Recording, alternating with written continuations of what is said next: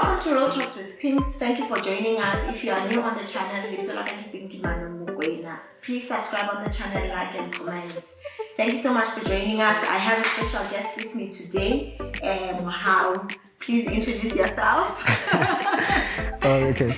Well, I'd like to take this opportunity to say thank you for having me on. And as I was saying earlier, I really commend you for this amazing thing that you're doing. It's in everyone's best interest that you keep doing it. Thank you. Yeah. No, it's really special. Yeah. Oh, so about myself. Well, my name is Mohau Mochebelele. Hi, so then, yeah. So I'm passionate about startups. I'm also a founder and managing director of a local company here called Chaperone. I'm also involved in a couple of other businesses in Lesotho and outside of Lesotho. So yeah, Thank you so much. Yeah. Shout out to Lesotho. Lesotho is the one that asked us to invite Chibi. Can I call you Chibi for the channel? Yeah, sure. Go ahead. So shout out to you, Lesotho. And they should never know where that name comes from. Okay. Yeah. So let's get straight into it. Our topic for today is the management of startups in Lesotho. So can you please tell us, Chibi, what is Chaperone? You said you are the managing director and the founder of a business called Chaperone. So Chaperone is a digital platforms company. So we develop and commercialize for the end consumer platforms that are supposed to help them with everyday activities. So we're mostly focused on economic exclusion. And we believe the problem is underlined by, unemployment and financial exclusion. So our day-to-day activities are how do we reduce frictions in this. So CPay is tackling the other pillar of financial exclusion. Making sure that people are underbanked and unbanked people are able to transact and get on with their daily activities. And then another platform, which I can't get into now. Yeah, for now. Yes. Yeah. So, it's supposed to work on the other pillar. So Chaperone's offering to the market is this blended solution of the two pillars, or products in trying to tackle the overarching problem of economic exclusion. So we've been Chaperone CPay, the first product, has been on the market for 8 months, and we are growing beyond our expectations, actually. For 8 months, this means you guys started during COVID. Yeah, so you can imagine starting a business during those times, but it's fun. Okay. Yeah. I like it. Yeah. You guys clearly saw the opportunity and you started. Well, it was a long time coming because we had been doing it for 4 years. I think the idea of it started December 2015. I still remember this because 31st December 2015, I was already doing investor presentations. Okay. So, yeah. I like when you say it was developed in 2015, but you only started running last year. I think a lot of us are not obviously in the business space. We wake up with an idea and we think next year it will be up and running. Yeah. But there are systems that have to be in place. Can you speak to that? Yeah, so let me make an example about us. We are in the regulated space. So for us to get issuance, to get granted the license, we had to do a lot of compliance issues. So we had to make sure that our systems are robust enough to the comfort of the regulator, because remember, the regulator is the custodian of the public. Yes. So they had to make sure it was done to their heart's satisfaction. And then obviously capital raising, businesses cost money. Yes, they do. So that's also another aspect of it. And then building the team, and that also took a while, but we were fortunate enough to find a group of really talented people. Yeah, so our team is very inspirational, I must say. That's great. Yeah. Let's get on to that. It has been shown, a lot of research shows that startups have an opportunity to create employment. That's why we encourage more people to start businesses. Can you speak to your team? How many people have you been able to employ? Okay, so yeah, currently we have a staff complement of around 13 people, and it's our hope that when the company grows, we'll be able to add Did you say 30? 30? No, 13. 13, Well, 1 3. yeah. Oh, okay. Or That's maybe 13, but not so distant future. So yes, of course. yeah. No, that's amazing. You've been able to create jobs for 13 Basotho that we never know what they may be doing. So I think that's great. We hope Well, as much as I'd like to take credit for it, but I think they created the jobs themselves because,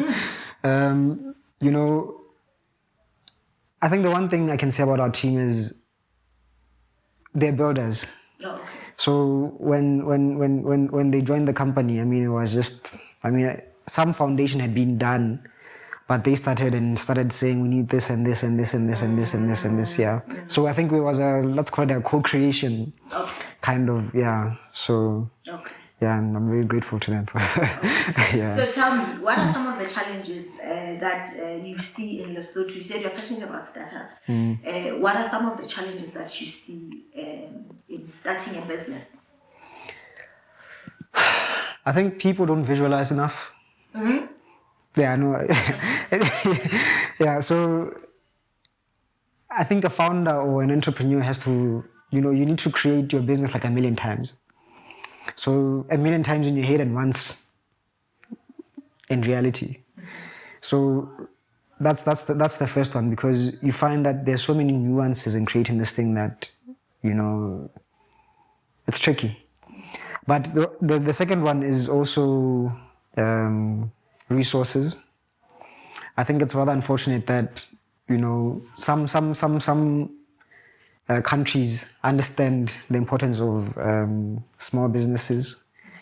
Support systems are made to have a conducive, fertile environment for companies to start up, because big businesses don't create jobs. If anything, once it's big, it's going to start trying to optimize. So it means that it may, going forward, either it's not going to be hiring as many people to get the same amount of output. So small businesses require people because that's the first asset. So I think it's in our countries and regions' best interest to make sure that conducive environments are made for startups. And then the second one is equity hoarding. So equity hoarding, by that I mean that you get to you have this brilliant idea and you think, I need to own the whole pie. Yeah. So that is a very, very flawed way of thinking. And we have this belief that the moment you try to bring people on, it's gonna fail. You hear sayings like, and it's not true. It's not true. It's not true. It's not. Yeah, it's not true. And I really think that if someone is really serious about their business and they actually want to be a meaningful and impactful endeavor, they should understand that it takes people outside of themselves. And for that, it means, I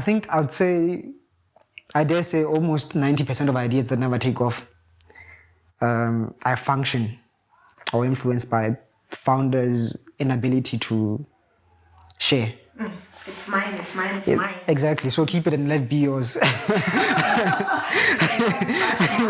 Yeah. So I'd say, I think the moment people get over that, the more we'll see more meaningful businesses coming up. Yes. And I think I've been fortunate enough. I don't know where I got it from, but I founded two companies where I was like the founder, and then I've co-founded or helped or assisted a couple more startups. And that's the first thing when I meet a founder. That's the first thing I try to make sure they let go of, so that they do very well. Yeah. Just reminded me, one of our guests who was a lawyer who came here was saying the main problem in Lesotho is that when you have an idea, you think you are the one who's going to be implementing, putting strategies in place, selling, and even delivering. And it's not possible. No, it's not possible. And even be the lawyer. So I saw the interview with Advocate Lisa. Yes, He's a good chap. So I agree with him. He's also in the IP space, so he understands that ideas are exactly, they're just ideas. But once they are set in motion, that's when there's something to actually. Now let's speak to that. What are the opportunities that more startups can tap into? Like, what can they do with that idea if they want to see it implemented and running? I don't know. Like, I feel like a lot of people, when they graduate, you graduate with peers, right? Yes. So that's the best place to start. Your peers. Yeah. So peers come together and do something, just like a school project. You know, how are people able to do and complete school projects? It's not so easy because a lot of people will say, I have this idea, but I don't have money. They're like, where do I get the money? Blah, blah, blah. Well, yeah, to be honest, I think money only comes when there's something. You see, I think that's where we need to flip our thinking, in that money is like water, you know. So you need to put the seeds on a medium, maybe soil, with nutrients, and then money is the water. So you can't say you need the water before you start sowing the seeds. Oh, yes. You see, so yeah, this is why even in the startup world you have like stages of funding, seed funding, you know. So it means that the seed and whatever, then you put water, which is money. So build something first, start with whatever you have, and the money will come once you do the right things, I suppose. Okay. Yeah. And then before we close, I know we are running out of time, but I want to say, what has kept you going as a founder and also co-founded other businesses, especially in the climate that we live in? I don't know. I think I'm a nerd. Yeah, so I own it, and I'm also.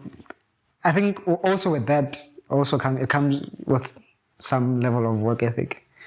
So you show up every day. I was also raised like that. I think both my parents were like that, working on the weekends. So it's for me. For your idea. Yeah, it's just I mean, they were employed, but that Kept going. Yeah, so It's just I always show up. Even now, I mean, I was at the office. So I'm just. So then lastly, talk to startups and all people that have ideas as close, and give them the motivation to show up. Because I know it's so easy to give up. Yeah. So as I was saying, I think the first thing is get started with the little that we have. In as much as you may want to try to get it perfect, but I've noticed that perfection ruins businesses. In business, I mean, unless you're in like aviation, sometimes 60% is good enough. But I wouldn't be on a flight where there's a 40% chance of. So if you're not in aviation, 60% is good enough. For business. Or even 40 sometimes, yeah. Because if you think about it, it's a game of expectancy, without sounding too geeky.